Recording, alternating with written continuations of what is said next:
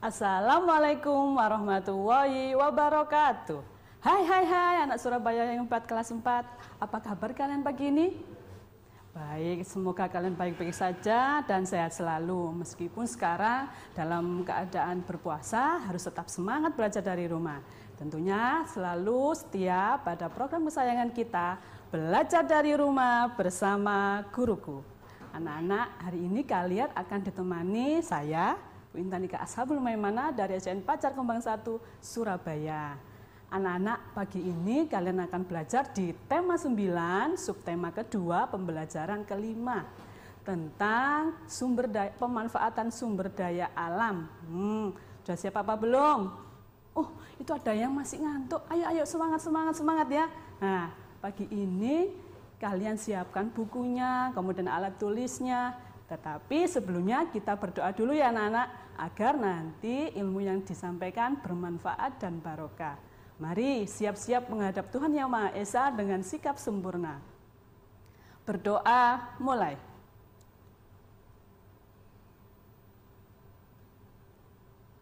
Berdoa selesai. Nah, sudah siap anak-anak ya?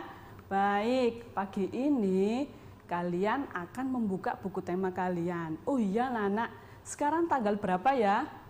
Tanggal 3. Kalau kemarin tanggal berapa? Pinter, tanggal 2. Nah, ada yang tahu tanggal 2 itu hari apa? Loh, pinter semua ya. Hari Pendidikan Nasional. Kemarin kita semua memperingati Hari Pendidikan Nasional tanggal 2 Mei sebagai bentuk penghargaan kita terhadap dunia pendidikan di Indonesia, anak-anak ya. Jadi kita harus meniru Bapak Pendidikan kita siapa? Ki Hajar Dewantara, agar tetap semangat belajar dan rajin untuk menggapai cita-cita di kemudian hari. Baik, kita lanjut ke pembelajaran kita pagi ini, pemanfaatan sumber daya alam. Sebelumnya kita lihat dulu apa tujuan pembelajaran kita pagi ini. Yang pertama, setelah nanti kalian menyanyi bersama Bu Intan, kalian nanti juga tahu bagaimana pemanfaatan sumber daya alam. Kemudian ada juga nanti teks, setelah kalian membaca teks, nanti kalian juga mengetahui pemanfaatan sumber daya alam. Setelah itu ada beberapa gambar nanti yang saya sajikan, kalian nanti juga bisa mengidentifikasi dan menyebutkan pemanfaatan sumber daya alam. Nah, yang pertama, yuk. Selain untuk memacu semangat kita akan juga mengetahui pemanfaatan sumber daya alam dengan bernyanyi. Yuk siap-siap, boleh mengajak adiknya, kakaknya, mungkin ayah atau ibunya. Yuk berdiri ataupun melambaikan tangan, siap-siap ya. Ini ada di buku tema kalian, tema 9. Silakan dibuka, kalau belum hafal juga ada teksnya nanti, pemandangan. Yuk.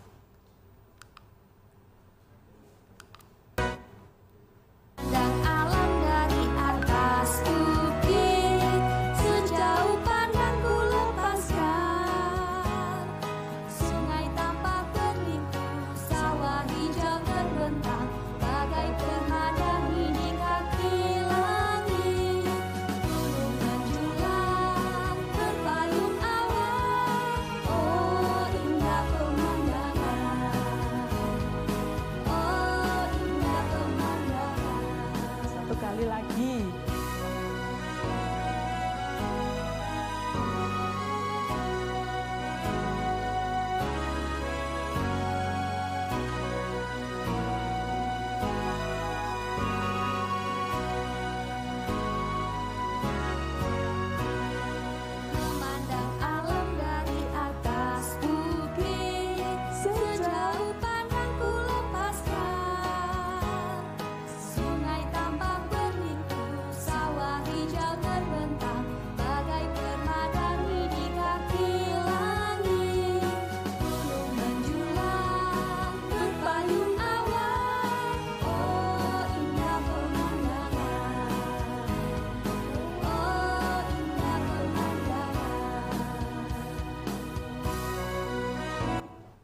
Nah, itu tadi anak-anak lagu pemandangan. Nah, di sana ada sumber daya alam macam-macam.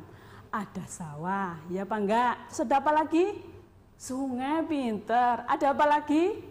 Bukit. Itu termasuk sumber daya alam nanti yang akan kita bahas, yaitu yang dapat diperbarui. Yuk kita simak. Yang pertama ada nanti apa pengertian sumber daya alam. Ya, tuh, ada yang tahu? Oh, pinter. Sumber daya alam adalah segala sesuatu yang ada di alam yang bisa dimanfaatkan untuk kebutuhan hidup manusia. Itu ada di gambar, di situ ada tadi hutan, kemudian ada laut, kemudian nanti ada pertambangan dan juga ada penyulingan minyak di laut. Itu tadi nanti di pertambangan. Itu tadi sumber daya alam. Sekarang Bu Intan punya teks, ini ada di buku paket kalian juga, yaitu tentang pemanfaatan sumber daya alam. Ini pembagiannya dulu anak-anak ya. Jadi sumber daya alam itu ada dua, dibagi dua. Yang pertama sumber daya alam hayati atau biotik atau bisa disebut juga sumber daya alam yang dapat diperbarui. Artinya kalau habis nanti bisa dihasilkan lagi. Ini contohnya ada tumbuhan dan hewan.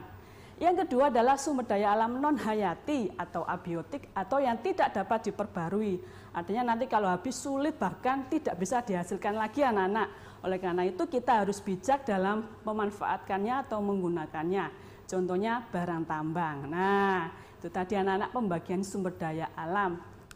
Selanjutnya teks yang pertama ini ada di buku paket kalian. Silakan dibuka yang pembelajaran kelima, subtema kedua, tema 9. Yaitu kekayaan sumber daya alam dapat dimanfaatkan untuk menunjang dan mempermudah kegiatan manusia dalam rangka memenuhi kebutuhan hidupnya. Manfaat kekayaan alam bagi masyarakat dapat dirasakan langsung, misalnya hasil pertanian dan perkebunan. Sayur-sayuran, buah-buahan, padi merupakan contoh beberapa hasil kekayaan alam yang dapat dimanfaatkan secara langsung. Ada juga kekayaan alam yang dimanfaatkan secara tidak langsung, artinya kekayaan alam tersebut haruslah diolah terlebih dahulu agar dapat dimanfaatkan untuk kepentingan masyarakat. Ada juga minyak bumi yang harus diolah terlebih dahulu untuk jadikan minyak tanah, solar, bensin maupun aspal oleh masyarakat. Sumber daya alam yang kita miliki menghasilkan kekayaan alam yang berupa hasil pertanian, perkebunan, perikanan, hasil hutan, hasil tambang, yang semuanya tersebut bermanfaat bila kita mengelolanya dengan baik. Di bawahnya ada gambar persawahan, di mana persawahan itu menghasilkan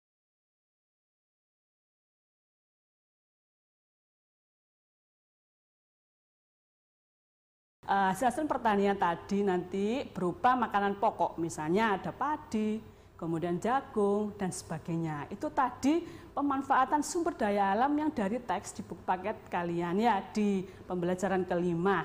Jadi di dalamnya ada dua jenis sumber daya alam anak-anak, selain yang disebutkan Bu Intan tadi, ada yang langsung bisa kita nikmati, contohnya buah-buahan tanpa diolah terlebih dahulu. Tetapi ada juga sumber daya alam yang harus diolah agar bisa dimanfaatkan, contohnya tadi minyak bumi. Nah, tadi anak-anak itu sekilas tentang teks pemanfaatan sumber daya alam. Baiklah anak-anak, Bu Intan akan mengulas lebih rinci lagi pemanfaatan sumber daya alam selanjutnya, tetap dalam program Belajar dari Rumah bersama Guruku. Hai anak Surabaya yang hebat kelas 4. Tetap dalam program Belajar dari Rumah bersama Guruku. Nah, anak-anak, sekarang kita akan mengulas pemanfaatan sumber daya alam satu persatu.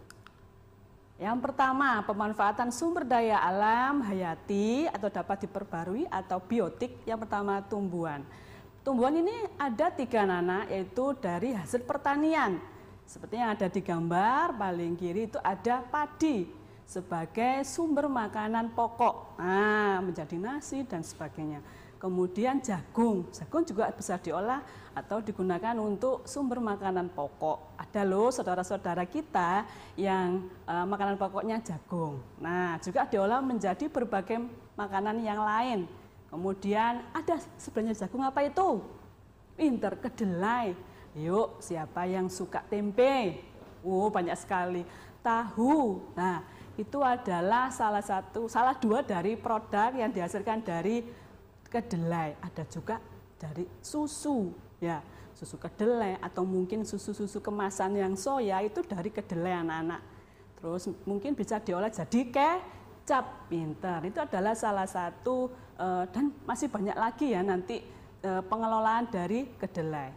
Yang kedua dari hasil perkebunan, ini Bu Intan memaparkan ada 4 kekayaan alam, yang pertama adalah kelapa sawit. Ayo, untuk apa kelapa sawit itu?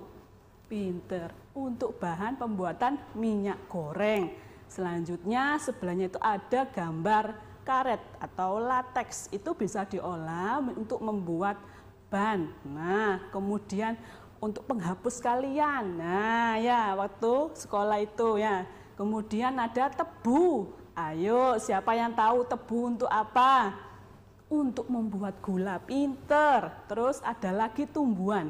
Sebelahnya tebu itu tumbuhan apa anak-anak ya? Oh, ada yang tahu juga itu di sebelah situ.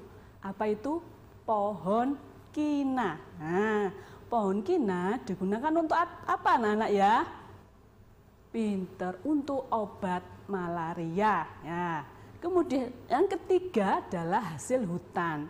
Di sini Bu Intan menyajikan gambar kayu. Nah, kayu atau mungkin ada pohon-pohon yang lain, jati, meranti, dan sebagainya. Anak-anak, pohon dimanfaatkan itu banyak sekali ya kegunaannya. Yang pertama mungkin untuk bahan bangunan, kemudian untuk mebler atau peralatan rumah tangga. Ada juga yang penting anak-anak, untuk apa? Untuk bahan kertas. Nah, dengan kertas kita bisa untuk belajar ya, ada untuk membuat buku, mungkin buku gambar, koran dan sebagainya. Itu ya, banyak sekali ya anak-anak ya dari tumbuhan. Mungkin masih banyak lagi yang lain, kalian bisa mencarinya sendiri. Yang kedua dari hewan. Hewan ini dibagi jadi dua, yaitu hasil peternakan. Yang pertama ada sapi yang bisa dimanfaatkan susu, dagingnya, dan kulitnya. Nah, diolah susunya misalnya diolah menjadi keju, kemudian ada permen, yogurt dan sebagainya. Kemudian kambing, daging dan susunya juga ada ya anak-anak ya. Oh iya ada. Kemudian juga bulunya.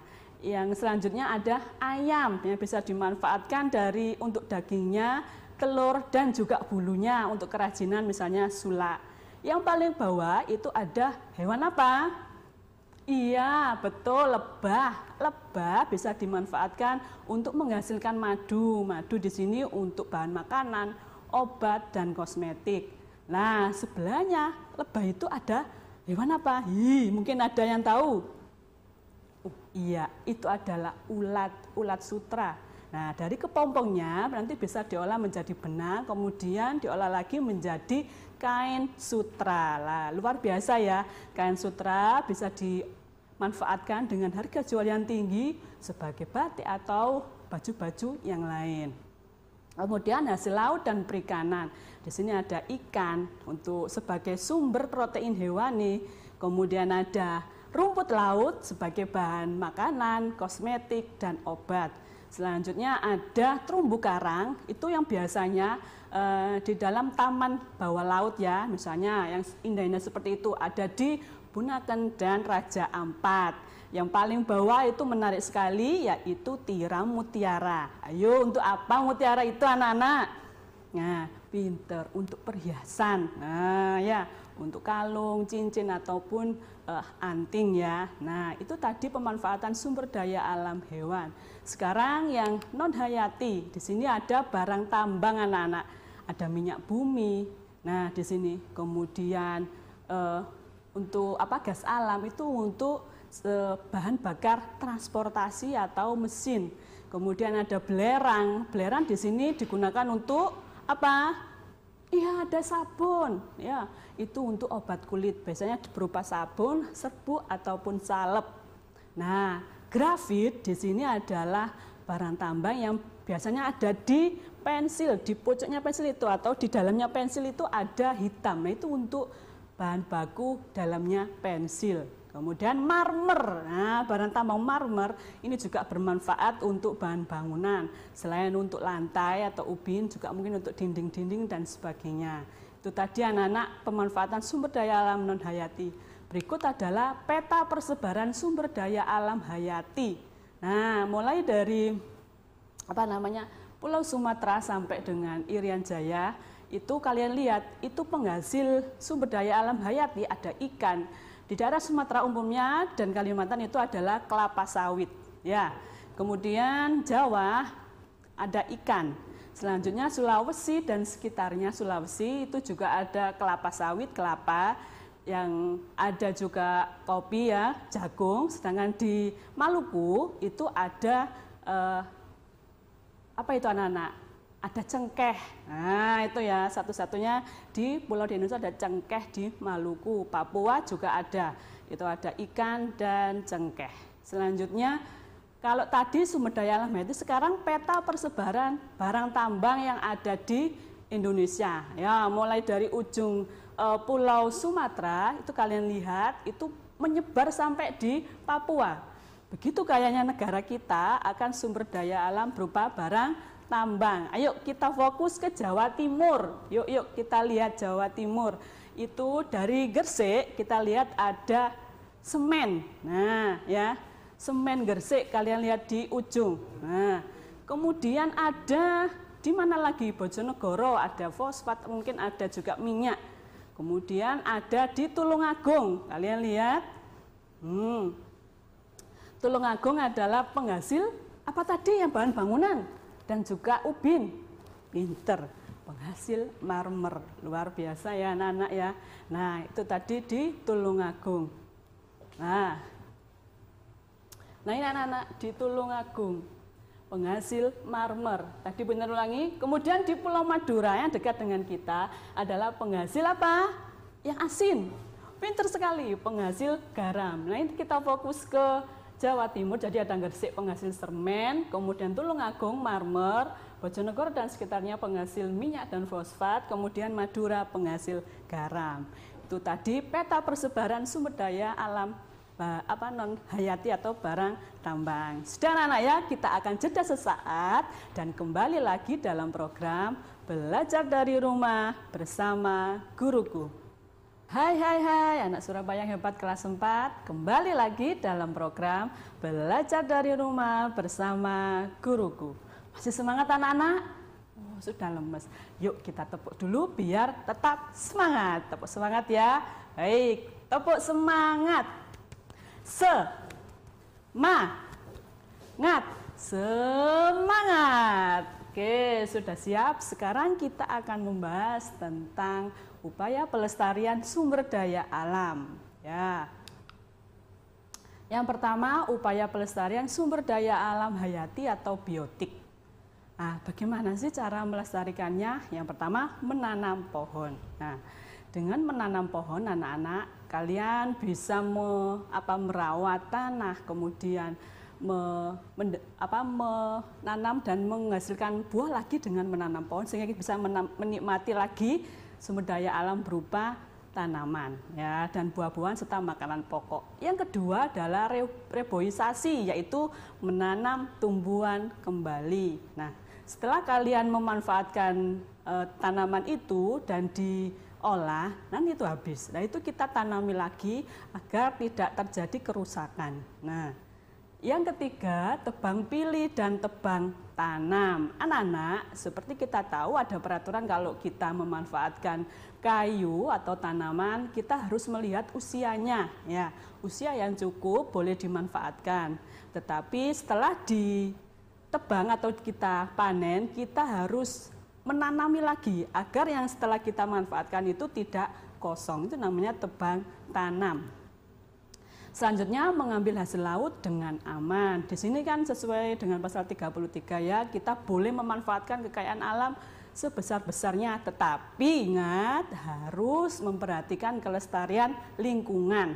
Nah, anak-anak, mengambil hasil laut yang merupakan sumber protein hewani itu harus dengan aman, yaitu dengan jala ataupun pancing. Seperti itu anak-anak ya, tidak boleh dengan pukat harimau atau bahan peledak karena nanti merusak terumbu karang dan ikan-ikan kecil. Nah, atau mungkin biota-biota laut yang lain. Kemudian mendaur ulang. Di sini mendaur ulang, misalnya kita sudah memakai barang-barang dari bungkus plastik ataupun yang lain, kita harus memilahnya dan mendaur ulangnya menjadi benda yang lebih bermanfaat dan bernilai guna lebih. Nah, misalnya menjadi tas atau menjadi aksesoris atau menjadi kursi dan sebagainya. Nah, itu kemudian menghemat penggunaan barang. Nah, ya, jadi meskipun banyak Sumber daya alam itu kita tetap harus bijak dalam memanfaatkannya, tidak boleh boros atau berlebihan. Itu anak-anak ya, upaya pelestarian sumber daya alam hayati atau biotik. Selanjutnya, upaya pelestarian sumber daya alam non hayati atau abiotik. Yang pertama yaitu mengolah bahan tambang dengan bijak. Di sini kita boleh memanfaatkan sumber daya alam pertambangan, tetapi harus apa? Pinter, harus mematuhi atau melihat lingkungan sekitarnya. Apakah mencemari lingkungan ataukah merusak lingkungan? Tidak boleh, harus tetap sayang dengan lingkungan. Tuh ya. Kemudian yang kedua adalah menggunakan barang tambang dengan hemat. Misalnya kalian menggunakan bensin atau mungkin bahan bakar minyak. Misalnya mau pergi membeli pensil atau penghapus. Nah, padahal tokonya dekat. Nah, kalian naik kendaraan bermotor itu tidak perlu. Itu memboroskan barang tambang yaitu minyak tadi. Boleh dengan berjalan kaki atau bersepeda kayu. Ya, yang ketiga, menggunakan sumber energi alternatif. Ayo, siapa yang tahu sumber energi alternatif apa saja? Pinter. Yaitu yang pertama, apa? Matahari, air, angin, panas bumi, gelombang laut, dan bahan bakar bio. Lah, jadi sumber daya alam yang tidak dapat diperbarui bisa diganti dengan 6 ini anak-anak agar tidak habis ya. Itu kemudian mengajak orang lain untuk peduli dan berhemat. Ya, jadi kalau ada mungkin temannya atau keluarganya yang boros dalam menggunakan barang tambang, mungkin minyak, bumi dan sebagainya, diajak. Salah satu bentuknya mungkin sudah diajarkan sama bapak dan ibu guru kalian, yaitu membuat poster. Poster tentang apa? Peduli terhadap lingkungan. Nah itu tadi anak-anak upaya pelestarian sumber daya alam non hayati dan abiotik. Nah sekarang bagaimana ya kalau seandainya tidak melestarikan sumber daya alam? Apa dampaknya? Nah, berikut anak-anak boleh kalian catat. Dampak negatif jika tidak melestarikan sumber daya alam. Yang pertama, terjadi bencana banjir. Ya, karena kita hanya menebang pohon-pohon saja tanpa harus tebang pilih ataupun tebang tanam, nanti terjadi ketika hujan terjadi banjir dan tanah longsor karena tidak ada tumbuhan sebagai penguat penyimpan cadangan air. Yang kedua, terjadi kebakaran hutan dan polusi udara. Wah, luar biasa anak-anak ya dampaknya kebakaran hutan. Nah, polusi udara menyebabkan apa? Udara menjadi tidak sehat jika kita hirup. Yang ketiga, punahnya hewan dan tumbuhan langka. Karena kita menebang atau membakar hutan sembarangan sehingga habitat tumbuhan dan hewan menjadi rusak, otomatis hewannya menjadi punah dan tumbuhannya mati ataupun langka. Yang keempat, habisnya barang tambang dan mineral. Kalau kita sudah mengeksploitasi besar-besaran, maka barang tambang akan habis dan kita tidak bisa melakukan kegiatan sehari-hari dengan lancar. Nah, yang kelima ada pemanasan global. Seperti saat ini, pemanasan global itu adalah perubahan cuaca anak-anak ya, perubahan keadaan di bumi. Cuacanya berubah, suhu semakin naik, di mana-mana banyak terjadi bencana dan sebagainya. Tuh. Yang keenam, kebutuhan manusia tidak terpenuhi. Ya, hal ini disebabkan karena semakin menipisnya barang tambang dan juga banyak bencana, itu ya, yang akibat dari kita kurang peduli terhadap sumber daya alam atau terhadap lingkungan. Jadi kebutuhan kita kurang tidak lancar, tidak terpenuhi karena kita kan menggantungkan pada alam atau sumber daya alam. Itu tadi dampak negatif tidak melestarikan sumber daya alam. Nah, selanjutnya kita simpulkan pembelajaran kita kali ini mulai dari awal tadi. Yang pertama tentang sumber daya alam, yaitu segala sesuatu yang ada di alam yang bisa kita manfaatkan untuk kehidupan sehari-hari. Di sini sumber daya alam itu ada dua, yaitu hayati atau biotik atau yang dapat diperbarui. Yang kedua, sumber daya alam non hayati atau abiotik atau yang tidak dapat diperbarui. Nah, yang ketiga, pemanfaatan sumber daya alam itu tadi ada tumbuhan. Tumbuhan dihasilkan dari pertanian, perkebunan, dan pertanian, perkebunan. Ya. Kemudian hewan, di sini ada perikanan dan kelautan, serta peternakan. Kemudian hasil tambang. Terus tadi ada juga upaya pelestarian sumber daya alam biotik dan abiotik. Yang kelima, dampak negatif jika tidak melestarikan sumber daya alam tadi anak-anak ya. Nah, karena itu anak-anak sebagai generasi penerus kalian harus apa? Cinta lingkungan, ya peduli terhadap lingkungan meskipun sumber daya alam itu boleh kita manfaatkan sebesar-besarnya ya. Kemudian selanjutnya, nah ini tugas kalian di rumah, ini seperti di buku paket ya. Kalian ini disuruh sama Bu Intan nanti disetorkan pada Bapak Ibu guru kalian. Identifikasikanlah salah satu sumber daya alam dan pemanfaatannya di daerah tempat tinggalmu pada tabel berikut. Ini maksudnya di daerahmu, ya boleh di Provinsi Jawa Timur yang tadi Bu Intan jelaskan. Hasil pertaniannya apa, kemudian hasil perikanan apa, hasil lautnya apa, dan manfaatannya ditulis di sebelahnya anak-anak ya. Terus difoto, boleh disetorkan pada Bapak Ibu guru kelas masing-masing.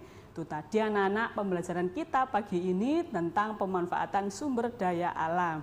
Nah anak-anak cukup sekian, tetap semangat belajar dari rumah, jaga kesehatan, patuhi protokol kesehatan ya. Tetap sehat selalu, tetap semangat tentunya dalam program belajar dari rumah bersama guruku. Assalamualaikum.